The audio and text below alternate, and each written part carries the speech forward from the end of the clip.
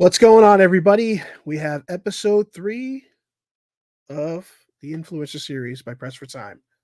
Today is another great show lined up with a great person. And again, a lot of these shows have been related to just kind of me sifting the world of social media, looking at things that I love in the interim of creating my content. And I'll always find these unique characters that just like gravitate towards me, whether it be something that they're doing that I love or just their personality, whatever it may be. But this specific person has a very common passion of mine that is beyond near and dear to my heart. For anybody that's known me a long time, I'm a huge Arnold Schwarzenegger fan, like diehard. And in the world of social media, we see a lot of people that, do different kind of skits and jokes and commentary, and a lot of people gravitate towards Arnold's voice. But over the years, there's been very few that have kind of like really captured the essence of Mr. Universe himself. This one particular person is somebody that just, I guess, the algorithm worked. The For You page, he came up. I was sold immediately. Follow for more Arnold. So you'll get a little clip before we get started. But again, stay tuned. This is going to be a really special episode on Press for Time.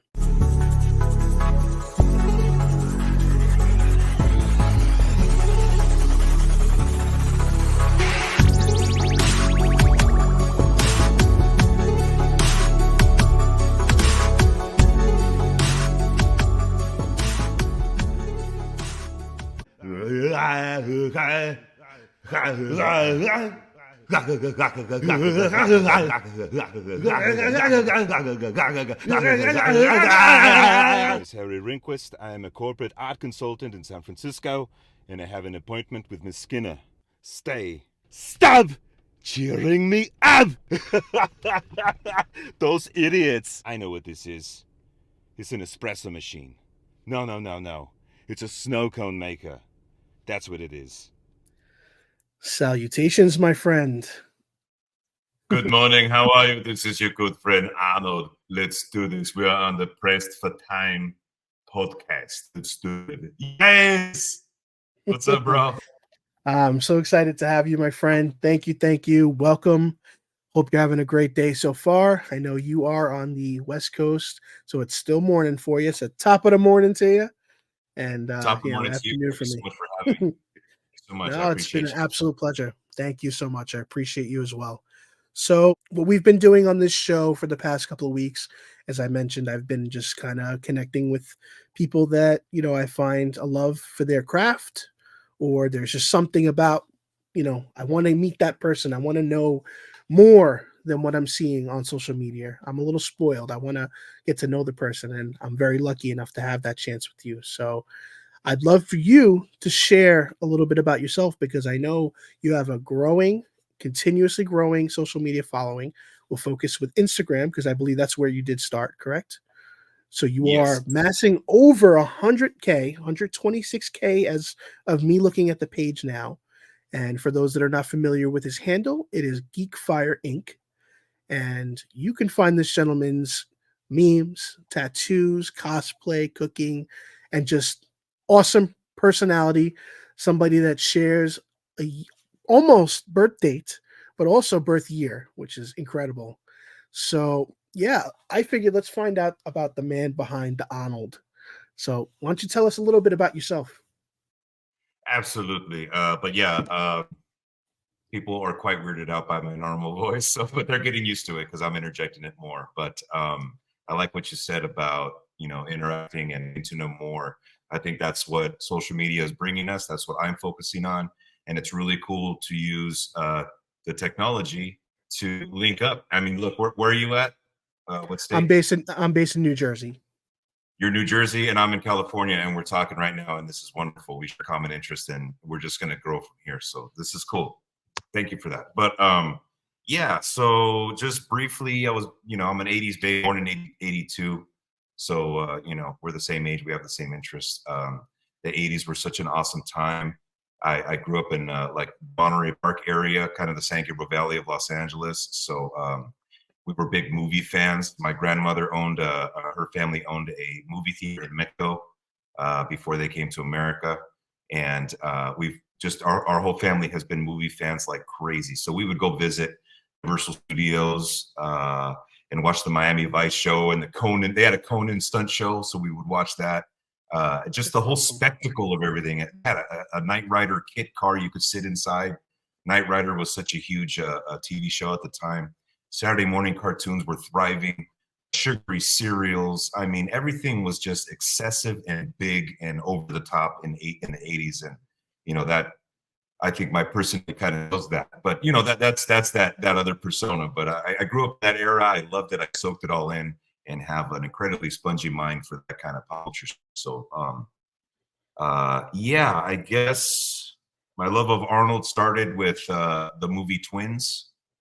My cousins were older than me, and they were the first in the family to buy a handheld camcorder like Marty McFly, carry it on their shoulder, Nice. kind of thing. And I visited them one time. I was probably like 7 years old, maybe 8 years old, and saw this camera. And they hooked it up to the TV and recreating lines from the movie Twins. And they bought matching suits. They were my cousins, the brother cousins were in suits doing the lines. One was Danny DeVito, one was I was mind blown as a kid. You're on TV, you're in the movies, dude. How did you do that? Some kind of magic. Well, we with this camcorder, so naturally I wanted to play too, but they gave me a homework assignment. They said, you got to go home and you got to watch the movie Three Amigos. And you got to memorize as many lines as you can so that when you come over next time, we have more opportunity to play. We could do more scenes. So sure enough, I ran home. I looked up to my old cousins. So whatever they said, right? Go home, watch Three Amigos all day, all night. And we would recreate that stuff with the video camera, and it eventually turned into Arnold. Kindergarten Cop came out, and I saw that in the movie theater. That was my first Arnold movie in the movie theater, and that's it. It was on the races. Yeah, and then yeah, I was pretty awkward kid. I tried sports, but I was not very athletic as a kid. I was more of a performer. I like to make people laugh, and I love to draw and paint. That's always going to be my first passion is artwork. So yeah, awkward kid in elementary school, can't really find my place. Get to high school and I get automatically placed in a drama class, like theater, right? And I did not choose the elective. It just kind of fell on me, and I couldn't even find the classroom because it was backstage. So it was hard to find, but ground running. As soon as I was in there, I was in beginning drama. And my Mr. Chang, much love to you if you're out there somewhere, Mr. Chang, recognized my talent and he promoted me to advanced drama by the next semester immediately as a freshman. And then I was already starring in my first lead role that spring, freshman year. So I found my people, I found my niche, I found what makes me tick. It honed in my energy, gave me something to focus on. It taught me how to be part of a team, how to perform under pressure. Performing in front of people. I mean, it really challenged me, and it helped focus my energy to something very positive. And I think that experience, Shakespearean theater, musical theater, improv comedy, stand-up comedy, all that stuff was born of that. Still continue to draw and paint. Got out of high school and pursued a career in radio, television, broadcasting. That was extremely competitive and during the year 2000, early 2000s. Didn't quite make it through, so say, hey, I need to get a regular job. So then I pursued a career in firefighting. So I've been providing firefighting, paramedicine, and EMT services for the Los Angeles County area for 20 years. That's what I've been doing for the past 20 years. Let's see, been on Instagram for the whole time since day one, but with various accounts. The account before this one was firefighter based. I went all in on the fireman stuff. And I found that I'm quite on the fringe of the way most firemen think. And I had a podcast that had firemen interviewed here. It was an awesome podcast. It wasn't quite me. I don't think the fireman stuff for me is a job, not to take anything away from people. There's guys that just love the job, and I get it, but that's not me. There's more to me than that. And I love being goofy. I love doing artwork. So I deleted that account. I had 250,000 followers on TikTok. I had 20,000 on Instagram. I had 20,000 on YouTube. And I just one day I deleted it. I just deleted it all. It wasn't serving me, and it was stressing me out. So I took a 6-month break on social media. Was not sure if I was going to come back, and then one day, 6 months later, it came to me: be yourself, bro. Lean into you, and give the people you. And if they don't accept it, that's okay. I'm still being me. Still win, whether it's a ton of followers or not. And I'll meet my people. I will. I was leaning into that because I really did want to find. Look at your background. You're my people, dude. That's exactly it. I love going to Comic Cons. I love cosplay. I love going to opening night of a movie dressed up as a character. I love that. I think it's great, and I leaned into that, and the results are in, and it's people are very smart. You can't fool them, and it feels very great to be myself and be genuine, and people accepting me. I had a moment last night. I was on TikTok live and I was crying, tears of joy. And I'll finish with this. I'll close with this. Here, I'll bring it home. I promise.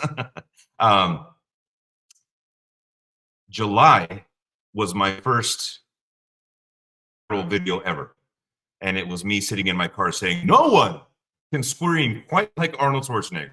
Right, and I did, and basically that was my stand-up routine in high school. That exact bit is from high school, like what, almost 30 years ago. I'm terrible at math. I'm not, but yeah, just about. yeah. Scary. So that bit was from my stand-up act that's over 30 years old. So it got 6 million views or something like that, and my mind is blown, and I'm like, oh my god, finally, this is it. Because I love that voice. Everyone that knows me, I do that voice all the time for laughs, and it always kills. But I try to be humble, and I'm like, it's not that great, okay, but there's a lot of my own personality that comes out in it. So once that happened, it's like, don't get a big head, dude. It's still not that great, but give the people what they want, right? You once you hit the algorithm, hey, boom. And it's great because, like I said, it's something that I'm into. So I start kind of giving the algorithm stuff. It's slowly starting to build. I'm getting very excited. And then my stomach decides to explode at work. Wow. And I get rushed to the hospital, and I get put into emergency 4-hour surgery. Wow. And I wake up in pain. I wake up sore. I wake up confused.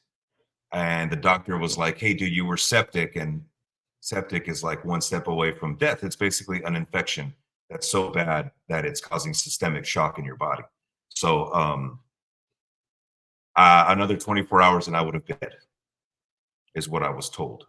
So I had to wrestle with a few things after being told that, because you never really know until you're in that position how you're going to react or what it feels like. You think you know, but holy crap.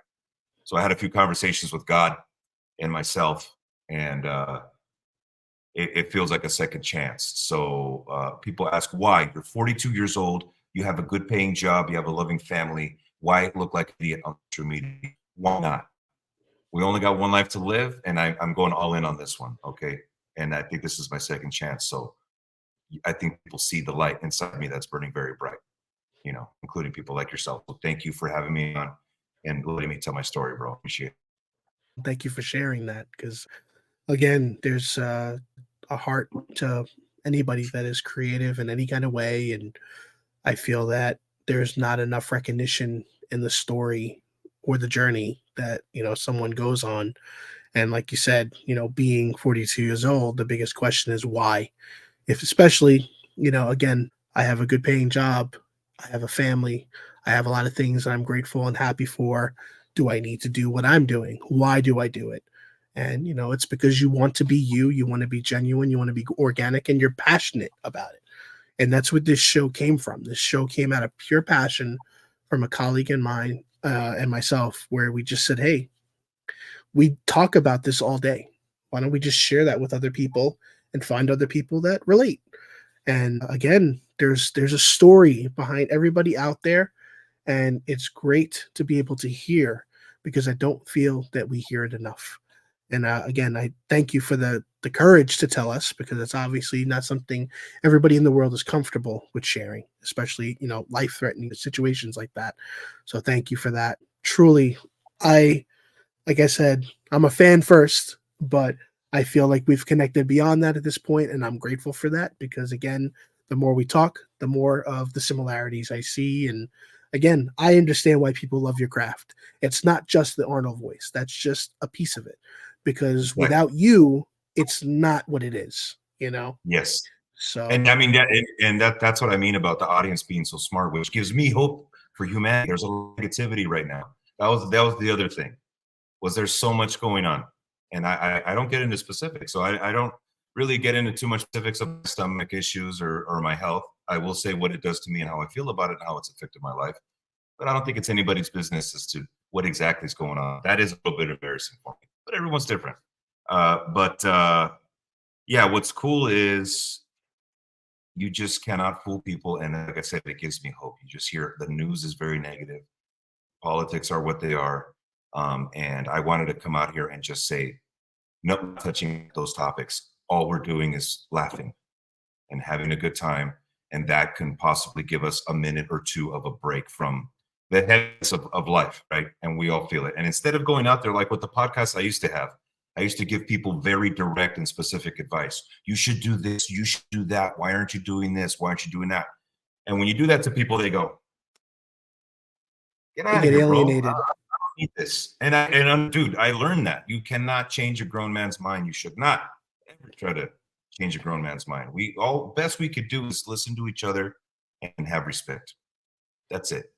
But where was I going with that? It's just a good way to shit. I told you that's my check. Sorry, bro. No worries. Listen, It's just cool. It's just cool that the audience, right? So, dude, I've been conversations with people, and they're now, because I'm doing this Goofy Arnold, but because they've also done Goofy Arnold indirectly, parallel, right? Really parallel lives. They go, hey, I want to now sit in your lane. Let's talk. I'm going through shit, and you make me laugh, and it's helping me do more. That I can do. That I can do all day. I can make these goofy skits. I love editing. I have all these screens right here. I'm a total dork. I love it. I will do that all day. It's so cool to indirectly help people smile and laugh. You do a great job, and I have to say, as somebody that has been on that sideline and has been in several of your lives, just to say hi. And again, I'm observing. I'm observing as a fan. I'm observing as a fellow content creator, because I try to understand. Like you said, we live in a world where everything is kind of to shit for the most part, and we all need an escape. And TikTok has been a hot topic for a lot of reasons, specifically with Press for Time, because the last two episodes of the influencer series were also content creators that are heavy in that realm. But we do talk about the toxicity and the garbage that can be found, especially live streaming. Live streaming is such it's a cash grab for a lot of people. That's the biggest thing that I see. And you got these people with the water balloons, so they're pumping them for 3 seconds. Yeah. You got the guy whispering, I'm gonna put the hot in my mouth. And he sits there for like 6 hours and does nothing. Chili Guy finally eats the powder and stops stalling. But we have a world that connects to that, because Yeah. it's just something to gravitate towards. But there's more to the context. And I think that what you're doing is, obviously you're providing a surface, because you're providing that humor, that laughter that we look for, but you're also yourself in between that, and you're talking to people, and you start becoming a nerd more so because somebody will bring up something that you relate to. Like when somebody brought up Kiss from a Rose, you got so excited about it, and then you started singing it, and it's like you didn't plan that, and that's a huge aspect of the true organic side of these live streams that are not gaming specific.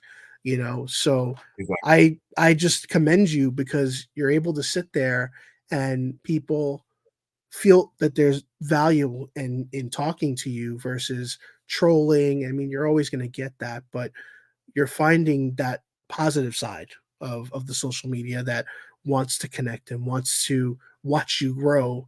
And I believe that they're gonna follow you to the ends of the earth because you have created something that it's not reinventing the wheel, but your take has made it is such unique style. And as somebody that has been doing Arnold his whole life as well, you know, I take a step back now and I'm like, I can't do Arnold anymore. Okay. Because I need to hear Oh, you that's the do opposite. it. I No, know no, what you're no. saying. I I know what say you're it because saying. I'm embraced. I'm I embraced. And know I what you're found saying. myself, I play along. I was Yeah, I cooking play the other along day too. and I just I'm like, let me try to follow Rich's. I know he talked about the mouth and it's all there's more to it than just doing Arnold and getting the facial features. Like you were inspiring me to be better at something that I never took serious. I can find a audio cassette we talked about earlier of like an old band practice from 15 years ago. For the record, it's okay to curse here. I know we try to be careful on the other thank you. platforms. Okay, good. So I wanted to very important. We've talked about that. But I curse like a sailor, I man. I try say so hard. I have to try so hard to stop. Yeah. I know, and I know. I've seen you and you especially there's lines that have it. So I get that. There's But little ones. That's it's beautiful. The dads. I thank you to the dads for seeing what I'm trying to do because again, people prop me up. The firemen. I really hate the fireman thing because people have ideas about what firemen are, good or yeah, bad, and it's either whether it's good or bad, and it's still inaccurate. At least for me, I'm a freaking person, and I really don't like labels. So it's wonderful when grown men see the grown man inside me having fun, and I think there's a piece of them inside that is being reinvigorated and reminding them of what it was like to have fun and be young and have an imagination. Mm. It's okay. agreed. We're grown men, but we can play, dude. We can Yeah, play. We need to. We need that stuff. The most beautiful part is they're now bringing their kids along and showing them my videos, and the kids just think I'm a goofy old guy that's right, making fun. They think I'm just funny, which is right. beautiful. And through that, the dads are showing. They said, "Oh, I showed my kid Last Action Hero. That was my favorite growing up." They're watching it all the time now. I play your song on in the car when I'm picking up my kids from school, and we sing along together. And it's like, bro, I'm dude, you're gonna start making me cry again, bro. It's like that's what I do with my kids, and that's what life's all about. Not these fancy cars and the crap that is superfluous that we cannot have any control of. I don't know. I butchered that word, but you get the point. Um, Yeah, totally. hang out with your kids, spend time with them. You'll never get time back. Really, it warms my heart, man. I'll tell you, man, like I'm trying to get my son into stuff. He's into his own things, but he's got that personality where I'm watching the stuff he's watching. I'm like, that was me. I can embrace it. I can Yeah, understand it. I can't connect with it because it's a different era. But at the same time, like I know when I play certain songs or something that he'll listen and I'm like, if he likes it, he's gonna repeat. So like literally we were driving to a toy convention yesterday and you know what song was on? And what do I hear in the background? Yeah. And I'm like, all right, I did something right here. You know, it's he catchy, he and you guys are gravitates. sharing a moment, and you guys will remember that, and it's amazing to be a part of that and be the provider of that. I will share this with you too. Uh, do you follow Rick Rubin? Do you know who I that don't. is? I don't. He's a music producer, very famous music producer. Weezer's Blue Album, System of a Down, Toxicity. He's worked with Nirvana, I'm sure, but like all the big names and all, across all genres, he's produced albums for artists all the time. And he has a really cool view on creativity. And he says that in order to be creative, you got to let go of your ego. And he's right, because you got to let things flow through you. You can't have anything stop it. And then he was saying ideas are out there, they're floating around. And we're just the antennas that receive the message and are able to provide it. So the ideas are not mine or any Right. of ours. They're just kind of borrowed. And he puts it into I'm context to inspired. say, yeah, have you ever had an idea and then you don't act on it, and 2 months later, all of a sudden someone else invents that idea? You say, oh, the idea was meant to be born somewhere. It just happened to be born with that other person. So that's really what inspiration is. And that, if you want maximum creativity, you got to let go of that ego. It's because you'll wrestle with, this is my decision, and is this better, or is that? If you're flowing, it just has that. Just like the X-Men, the X-Men video. I mean, I don't want to say it's some kind of high art, okay, but My whole wall. Yeah. X-Men behind. it has like 14 million views across socials. That one video, and that's from what I've seen. Rightfully It's been so. taken. So it's not some kind of high art. But I woke up one morning and I said, I need to film myself in front of this thing and do a quartet of arms bobbing their head. I thought that was going to sink me. The ego was saying, don't post it. It's too much. And the filming said, fuck it. The worst it could do is that it doesn't get views. It's not going to hurt you, dude. Just fucking post it. And look what happened. And that gave birth to the Mario. And I thought the Mario was going to go too far. They want more Yeah. annoying noise. Hey, cool. We got all day for that, because that's my humor. I think that if someone else did that, I would lose my mind laughing. It's so good. Well, for the record, I do it all the time now. So if there's any consolation, well, am I comfortable enough to record myself? No, primarily because the master is at work, and the student will observe and continue to practice. Well, that's the cool thing too, is I've also received messages of people that have saying they're like, I wish, like, that's something I would love to do, but never would, because I don't have the courage to it. You're doing it. It's covered now. Now I can just watch and enjoy, which is, and I'm like, hey, again, I have all day for that too. That's cool.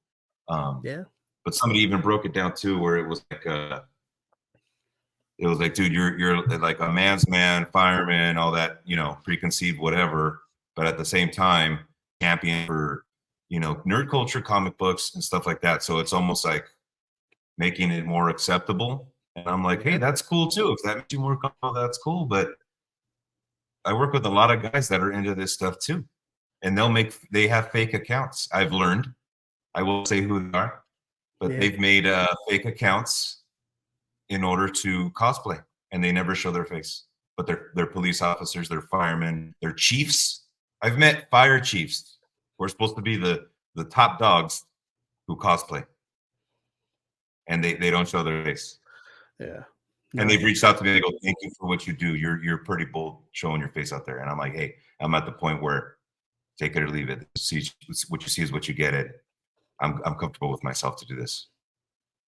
It's awesome. And as somebody that works in a different side of law enforcement, because I work in a role that does support for a product that helps law enforcement with their job, I see that side of that professionalism, and that you have to follow that certain path. And with my job, I'll go in a meeting and I have to put my green screen on, because like people will just like not be able to focus. They'll see this, or the other side is even worse because it's just toys behind me, like on the shelves, and they're like trying to see where it is. I'm like, can we focus? Like it's one of those things where I have to tread lightly, because if I'm on a remote session with a police officer, let's just say, I have to be mindful of they want me to turn the camera on. All right, well, I gotta put my brand's logo on and make sure I properly represent. But at the heart, I'm like, I'm not embarrassed. It's me. It's not changing the fact that the support you're gonna get is gonna still be great. It's just I happen to love all this other stuff as well, And then when I have to tell the laundry list of all the things I'm into, it's just great, because people are like, "Wait, you do what? You do what?" And it's like you find that a lot of people don't talk about what they're into, and I don't want to say it's not okay, but like try to let yourself be free, people.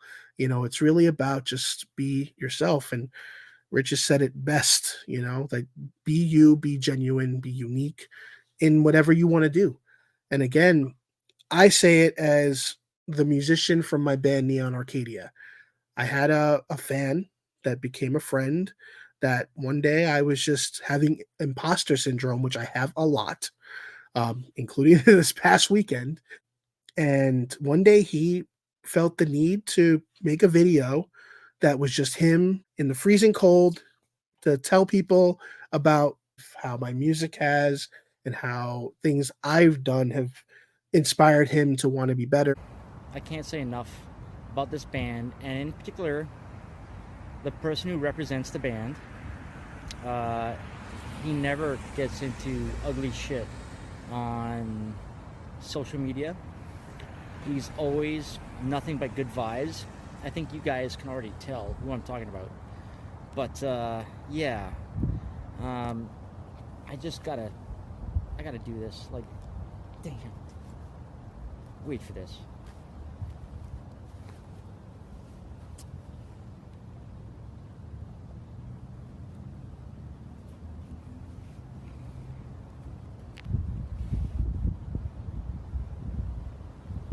Be like Benny. Be good people. Love you all. Again, like you said, it doesn't take a lot to do things that make you you, but to have that impact later on is, surmountable. You can't think of why would anybody want to thank me for just doing what I do, and it really goes a long way, and it helps validate that we're doing something right, and I'm grateful for Exactly. that. And I'm grateful that you have that opportunity, that people are being open and honest about that, especially in your work environment, if you will, like that industry, because it is an industry that treads lightly with stuff like this. And I understand that. Yeah, it's and yeah, dude, and that's a trip because again, I went all in on fireman content, or EMS and all that stuff with that podcast I had, and it was very challenging. I did not get a lot of support. I got a lot of very nasty messages from people that I don't know, dude. It was very strange. Yeah. Now I'm doing the geek stuff, and I get less heat from work for it. Because I'm it's I still. would I would think it's more of a less of a conflict of interest, I'm thinking. Because even though it's you, it's not what it is. I think that's where I see it. Because I feel like if I started doing stuff that was relatable to what I do in a day to day, it gets a little weird. And I just think social media, Right. every business is very protective, and agencies are no different. So like Yeah. logistically, my company always wants us to support the brand, but I'm like, I'm me. I don't want to misidentify things, and I don't want to misperceive. I am a very strong believer, and I'm not embarrassed of the job I work at, but I like to keep them separate. That's just my important component, Yeah. because here I'm Benny Rose. At work, I'm Benny Rosario. Like, there's a big difference. There's a big personality change, and it's Mhm. okay. I've been doing this for over 20 years, and when you love something as long as you have, and I'm not making $1 million, you know that it's out of passion, and that's okay, because that's where we have that driving force to differentiate ourselves from everybody else. And I'm grateful to have people at my job that support what I'm doing, because again, out of passion, that's a good separation here. You're not doing it to make a quick buck, because at the end of the day, everybody's doing the same thing. But if you're successful along the way, there's nothing wrong with that. That's how I see it. You're absolutely right. You just helped me realize something. I believe that other people are a mirror to us, and if we like something, that means that we're looking into the mirror, and the same image or similar is looking back at us. When it's something bad, the image isn't lining up, but it's still a mirror because it's something that we need to work on ourselves. So if something is annoying me about someone else, it's not them, it's me that has to get over whatever that is, right? So I think the mirror that I was putting up was not reflecting that of that group, and that is my platform has always been separate work and home. The job isn't everything. There's more to life than a job, and it's just a job. It's not a lifestyle. It's not a culture. It's just a job. Because guess what? If they stop paying you, you're gonna run away. I know I would. So I think the image of me was didn't line up. And what is cool about being a geek and leaning into the stuff that I actually know and have knowledge of, which is what's going on right now, getting the feedback that the image is right on point, and it feels very good because this last year has been one of the most difficult years of my life. So thank you to everyone that has participated in this. And it's been an incredible journey thus far from my point of view. And I think, again, the sky's the limit. I say that to anybody that I truly believe in their craft. And I think that there's a lot more to you that the world doesn't know. And this was just a teaser of what they can get to know about you. So I commend you all. Obviously, we will have links to all of his content in the video. You probably know who he is as soon as the show starts. I'm going to definitely show a clip. You'll know. But again, there's more than just these little short videos. There's a great individual here that has a real heart for all things that are nerd. And that's what we love, because he's not afraid to share that love. And he's created something truly special that, everybody can do it theoretically, but it's him that makes it different in how it comes out and how it's portrayed. And again, I look forward to many more antics and videos that you have. I hope that we can continue to collaborate. I think we can do some great stuff together. I'd hate to cut it short, unfortunately, but unfortunately, work calls and I am pressed for time. But maybe we can have a separate show. And one of my goals on the social media side is for the TikTok side to get to that 1,000 followers, because I'd love to try to do these types of shows in a live stream format, because then it gives the fans the opportunity to ask these questions. So once I can get that, we'll go in and we can do another show, and you are welcome here anytime. I'd love to have you. Where are you at? Where are you at on your following? So right now I'm at like 270. I've only been doing it for about 3 weeks. So again, the mantra of being pressed for time is literal in that aspect where, I'm with my kid most of the time. If I'm not with my kid, I'm with work. And, I do content with him on occasion. I do that on my personal page, which has over 3,000, but I felt our brand needed to have a social media presence. We don't really do that. It's either me or nothing. But the Press for Time channel gives us a chance to share great clips from shows like this, which I will also have once the show is released. And again, I look to grow into a way where we can interact with the fans and literally get the fans to chat with you on a different level. You know what I mean? Like a live stream with an interview is not something you see too often, and especially in the world of content creation, because I feel that everybody that's getting the limelight are all the big names. And to me, you're a big name, because if everybody is listening, you're a big name, and that's a household name that can continue to grow. And you don't have to be a movie star. You don't have to be, this rock star. There's a different world out there, and the content creator persona is mostly negative in the world. And a big part of that is because of the ones that leave that impression. Like you said, there's a stereotype to everything. And the world of content creation is mostly the guy with the water balloon and the guy with the pepper, and there's a lot of quality out there, and you're definitely in the high spectrum. Here we want to be useful, and we want to encourage you to be useful as well.